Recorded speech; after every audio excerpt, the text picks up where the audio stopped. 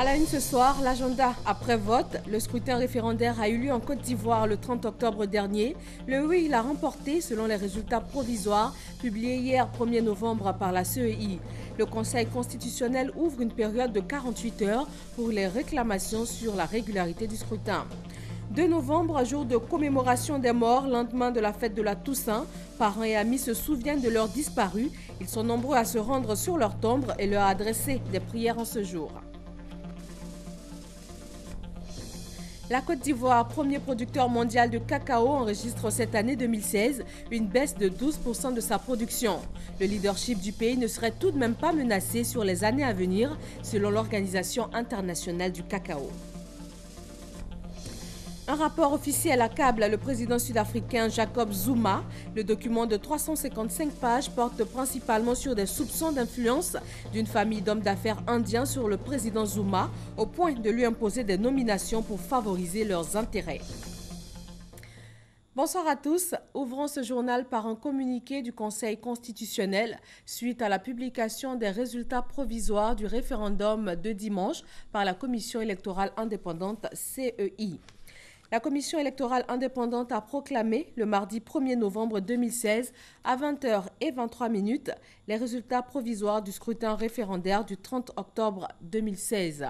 En application des dispositions de la loi organique numéro 2016-551 du 26 juillet 2016 portant organisation du référendum pour l'adoption de la Constitution, les partis ou groupements politiques concernés peuvent présenter par requête écrite adressée au président du Conseil constitutionnel une réclamation concernant la régularité du scrutin référendaire.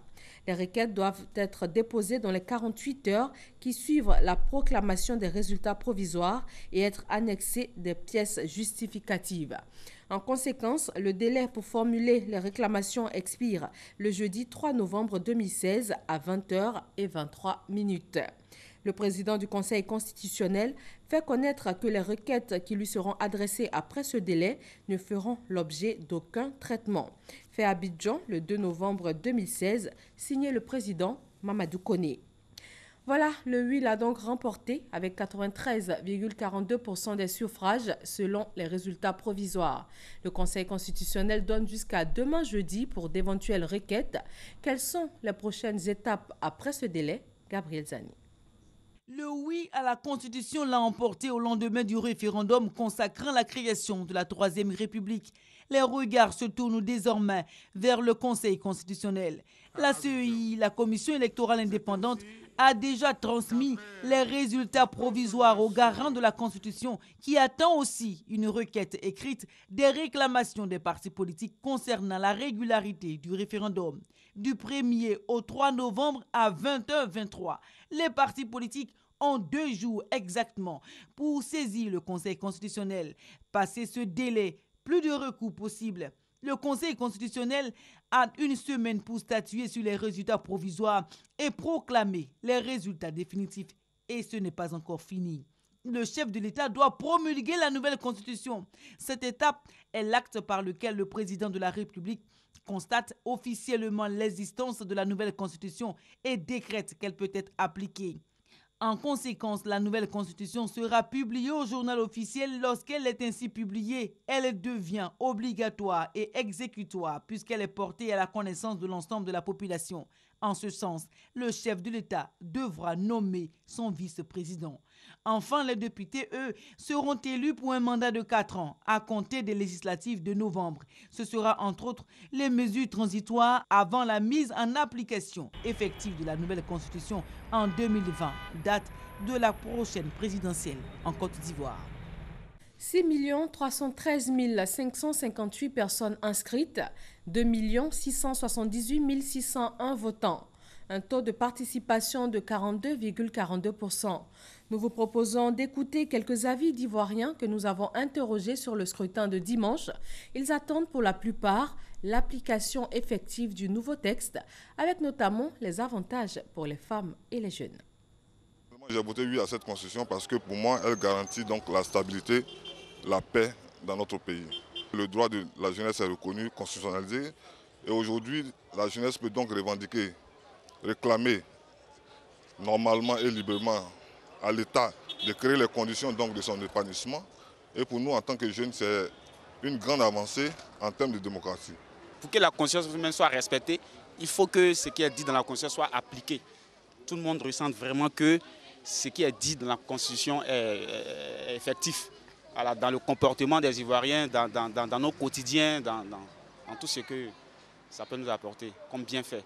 Ce qu'ils ont dit dedans, en tout cas, je trouve que c'est bien pour l'avenir de nos enfants. J'espère qu'ils vont mettre ça en pratique vraiment pour le développement du pays. Moi, je pense que quand on est dans un pays, il faudrait essayer d'avancer avec le pays. Il y aura de nouvelles avancées en ce qui concerne les jeunes. Donc, j'espère bien que cela sera fait. Il y a eu des promesses qui ont été faites, qui ont été réalisées. Il y a certainement des choses qui peuvent être réalisées maintenant. Anne-Désirée Ouloto, ministre de la Salubrité urbaine et de l'Assainissement, a fait un point avec ses équipes de campagne précédemment déployées dans le Guémont et dans le Cavally. Elle a déploré les violences survenues dans ces régions au cours du scrutin. Elle a aussi demandé aux populations de rester sereines et de continuer de faire confiance au gouvernement ivoirien et au chef de l'État. Célébration aujourd'hui, mercredi 2 novembre, de la fête des morts. De nombreux parents de défunts se sont rendus dans les cimetières. Pour certains, c'est le moment de nettoyer les tombes de leurs proches et d'y déposer des fleurs. D'autres viennent en famille pour adresser des prières spéciales pour le repos de l'âme de leurs disparus. Davy Soyo et Chantal Akanda. Cimetière de Williamsville, mardi 1er novembre. Ces personnes ne sont pas venues à un enterrement. Elles sont plutôt là pour déposer des gerbes de fleurs à la mémoire de leurs parents disparus. Une manière pour elles de coller à l'actualité ce 2 novembre, consacré à la célébration des défunts. Mon fils est décédé, le jour me rappelle tout ce que j'ai pu faire avec lui, tout le temps qui m'a manqué. Et donc je viens là pour pour prier, pour que son âme repose en paix. Dame Andy Anne a perdu sa mère et son fils le même jour. Elle a une manière particulière d'honorer ses parents disparus. Chaque année, on met poudre, on met parfum. Pour eux aussi, ils sont bons, ils mettent poudre sur eux. C'est à cause de ça que je suis venu avec le parfum et poudre pour verser sur et dire à mon fils et puis à ma maman de prier pour nous. Un jour douloureux pour toutes ces personnes venues se recueillir. C'est un jour de souvenir. On vient pour remettre un peu de l'ordre pour qu'ils soient aussi dans la propriété parce qu'on ne les oublie pas. Pour Mireille et Sarah, ce jour leur rappelle leur grand-mère. Elle prie pour le repos de son âme. Elle est morte vraiment aujourd'hui, ça fait vraiment 1 an. Ça nous fait mal parce qu'on ne peut plus la voir, on ne peut plus lui parler. Mais quand même, on est venu au cimetière aujourd'hui pour lui rendre hommage, déposer les fleurs. En tout cas, quand il vient ici, je me rappelle des bons moments. Donc je suis venue sur sa tombe, lui déposer des fleurs. En même temps, prier pour qu'elle prie aussi pour nous, pour qu'on puisse être en paix, que la paix règne. Rappelons que les premiers chrétiens de l'Antiquité pratiquaient déjà la veillée des morts, à l'image des Juifs. Plus tard, des prières et des messes ont été dites en mémoire de l'âme des défunts. Ce mercredi est également marqué par la 3e journée internationale de la fin de l'impunité pour les crimes commis contre les journalistes. Une date choisie en la mémoire de Ghislaine Dupont et Claude Verlon, journalistes de RFI assassinés à Kidal au Mali en 2013. Une journée en l'honneur de tous les travailleurs de l'information qui risquent leur vie dans l'exercice de leurs fonctions. La déclaration de la ministre ivoirienne de la Communication avec Franck Quadio. La Côte d'Ivoire, à l'instar des autres pays du monde, célèbre ce mercredi 2 novembre 2016 la journée internationale de la fin de l'impunité pour les crimes commis contre les journalistes. Cette journée, faut-il le rappeler, a été instituée en 2013 par l'Assemblée générale des Nations unies lors de sa 68e session, suite à l'assassinat à Kidal au Mali de 2 journalistes français, Ghislaine Dupont et Claude Verlon. Comme l'année passée, notre pays ne saurait rester en marge de la célébration de cette journée internationale dont le thème est « L'impunité entraîne l'impunité ». C'est pourquoi la Côte d'Ivoire salue ce jour la mémoire de toutes ces femmes et de tous ces hommes de médias qui sont morts dans l'exercice de leur noble métier, aussi bien en Afrique qu'ailleurs dans le monde. Nous n'oublions pas non plus celles et ceux qui, chaque jour, un peu partout dans le monde, au péril de leur vie, tente de collecter, de traiter et de diffuser l'information. Depuis son accession au pouvoir en 2011, le président de la République, son Excellence M. Alassane Ouattara, ne ménage aucun effort pour non seulement renforcer les conditions de vie et de travail des professionnels des médias, mais également pour leur permettre d'exercer leur métier dans un environnement sécurisé. Johannesburg, en Afrique du Sud, le Discop 2016 s'est ouvert ce matin. Ce marché africain de contenu audiovisuel se tient jusqu'au 4 novembre. La coopération Afrique-États-Unis est à l'honneur cette année. Sur place, RTI Distribution présente son catalogue de production Made in Côte d'Ivoire aux milliers de participants venus du monde entier afin d'acheter ou de vendre des programmes audiovisuels. Ici à Abidjan, c'est la reprise ce matin du procès de l'ex-première dame de Côte d'Ivoire, Simone Gbagbo. La Cour a accédé à la requête des avocats de la défense, notamment sur la comparution de plusieurs témoins clés selon la défense. Il s'agit de Guillaume Soro, président de l'Assemblée nationale, Philippe Mangou, ancien chef d'état-major, Édouard Kassaraté, ancien commandant supérieur de la gendarmerie, Brendoum Bia, directeur général de la police, et des ministres Jeannot Aoussou-Kouadio et Charles Dibi-Kofi. Simone Gbagbo comparaît devant la cour d'assises d'Abidjan depuis le 31 mai dernier pour crimes de guerre et crimes contre l'humanité. La Société nationale de développement informatique a initié le déploiement d'infrastructures technologiques et d'équipements modernes. Elle veut donc former et renforcer les capacités des magistrats de la Cour des comptes. Perpétue Pan et Chantal Akanda. Les magistrats de la Cour des comptes reçoivent avec fierté leur diplôme en informatique. Après 2 mois de formation, ces hommes de la loi sont désormais rompus au maniement de l'outil informatique. Le président de la Chambre des comptes, Diomandé Kanvali, a salué les excellents rapports qui existent entre la Société nationale de développement informatique, SNDI, et la Chambre des comptes. Nous avons pris conscience que même dans notre travail de magistrat de tous les jours, sans informatique, ça devient de plus en plus compliqué. Il y a des outils modernes auxquels on essaie de s'initier, mais sans la base informatique, l'initiation est difficile, la compréhension est difficile. Donc, on n'a pas le choix en fait. L'informatique s'impose à nous.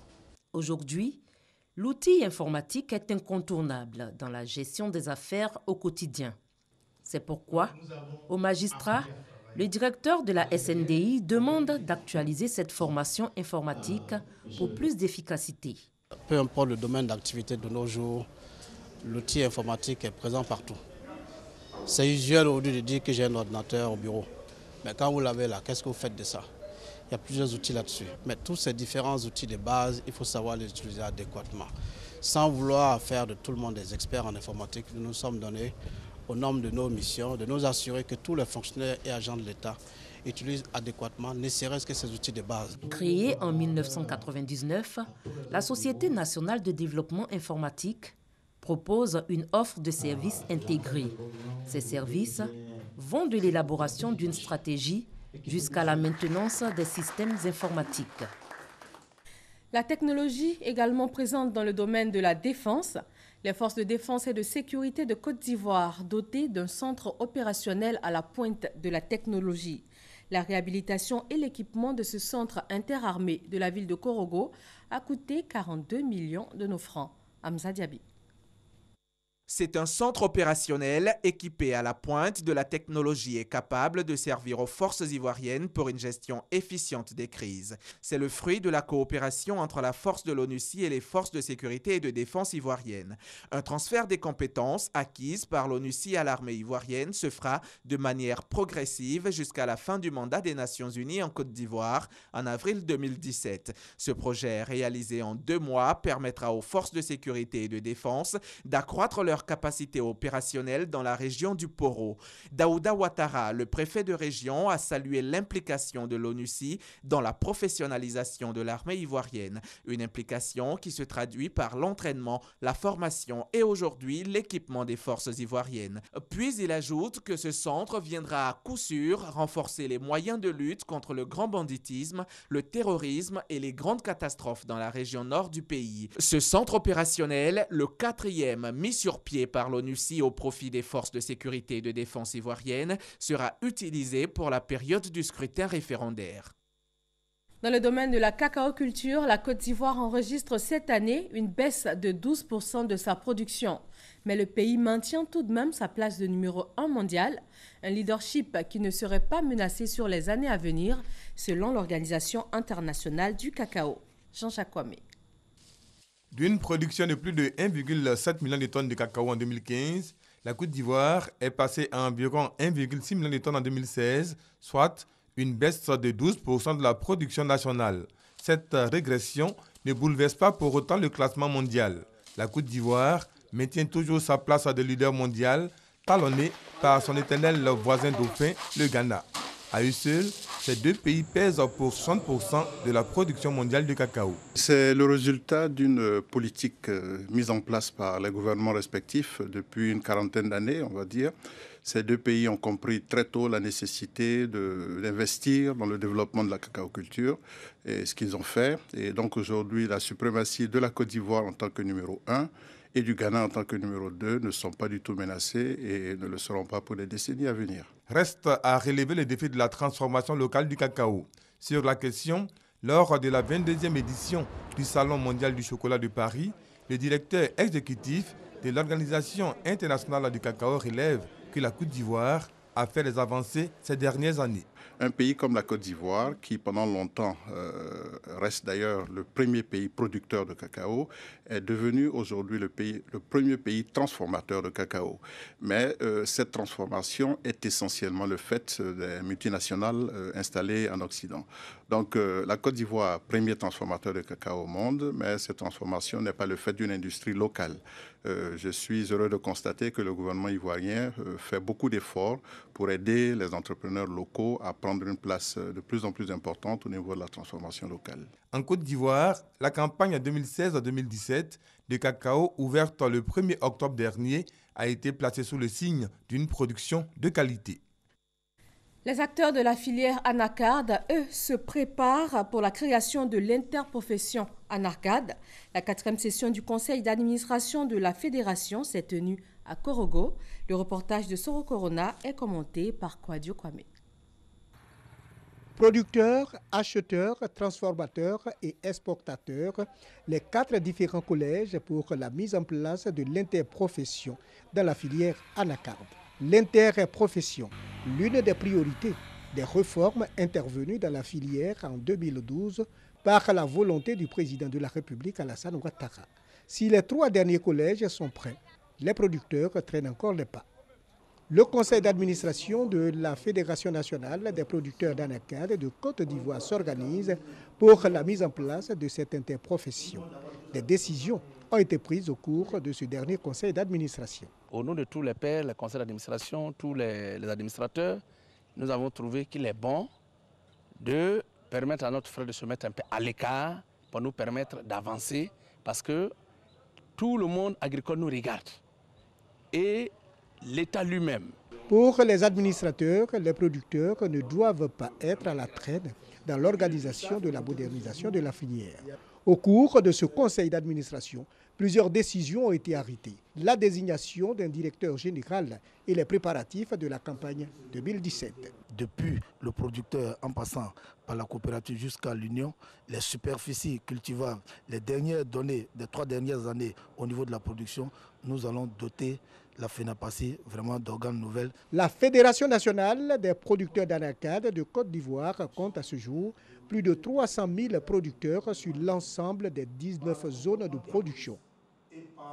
La Côte d'Ivoire est également productrice de noix de coco. La société ivoirienne de coco râpé Sicor, l'État ivoirien, les populations de Jacquesville et de Grand Laou ont signé une convention. Il s'agit principalement de mettre fin à près d'une décennie de conflits entre les populations riveraines et la Sicor, qui pourra très prochainement reprendre ses activités. Maïsako. La Sicor, société ivoirienne de coco râpé située à Jacquesville, rencontrait de nombreuses difficultés avec les populations riveraines. C'est un problème de bon voisinage qui a rencontré quelques difficultés au cours des dernières années depuis la privatisation de 1974. Un problème d'autosuffisance alimentaire principalement à Grand Laou. Et ce problème existentiel avec le trait de côte qui avance de plusieurs mètres par an et qui font que les populations de Grand Laou sont menacées par l'arrivée de la mer. Désormais, tous ces problèmes ne seront que des souvenirs. La structure a fumé le calumet de la paix avec les populations à travers la signature de divers accords. Il s'agit notamment de 2 protocoles d'accord sur les villes de Jacquesville et de Grand Laou signés par l'État de Côte d'Ivoire, les populations et la SICOR, et les promesses de bail entre les populations et l'État. L'État de Côte d'Ivoire vient de réussir sa première opération de consolidation de droits fonciers de grande envergure, permettant aux populations locales, titulaires de droits traditionnels et un investisseur, la SICOR, d'avoir suffisamment de visibilité pour regarder l'avenir avec confiance. Vous avez enfin trouvé une solution à la quadrature du cercle du foncier rural.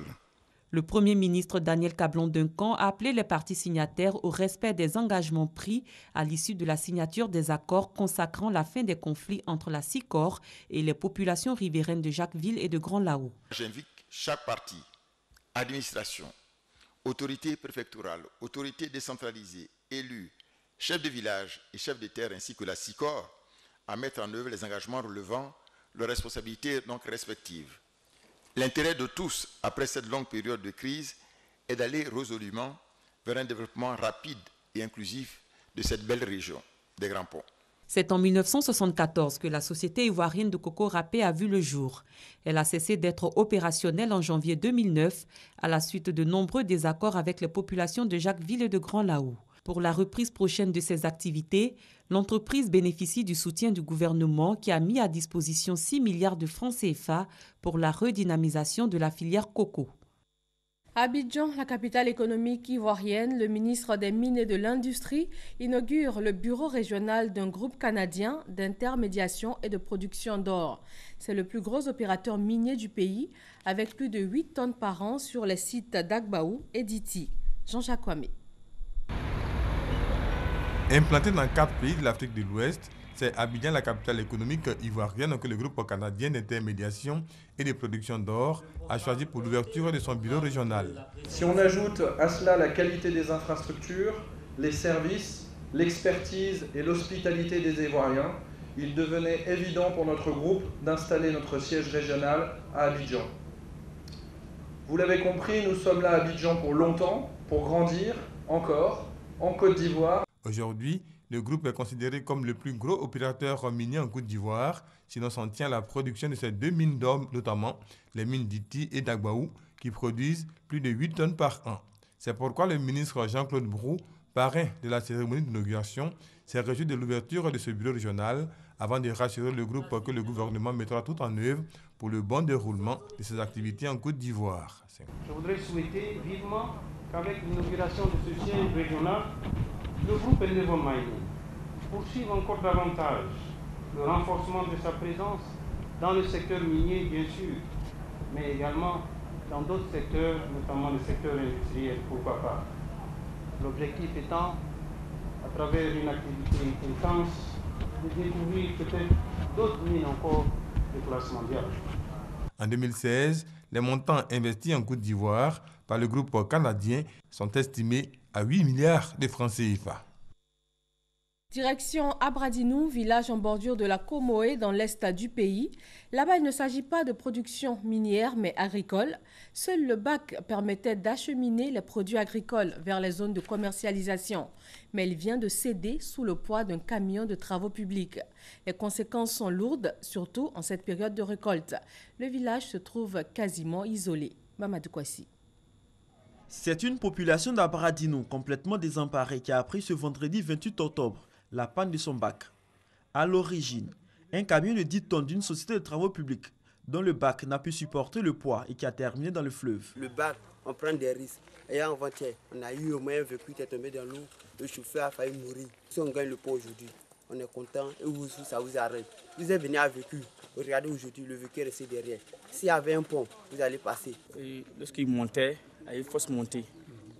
Donc on a accosté pour qu'il puisse bien redresser. C'est en redressant qu'il y a eu naufrage. Il faut changer rapidement les matériels gâtés.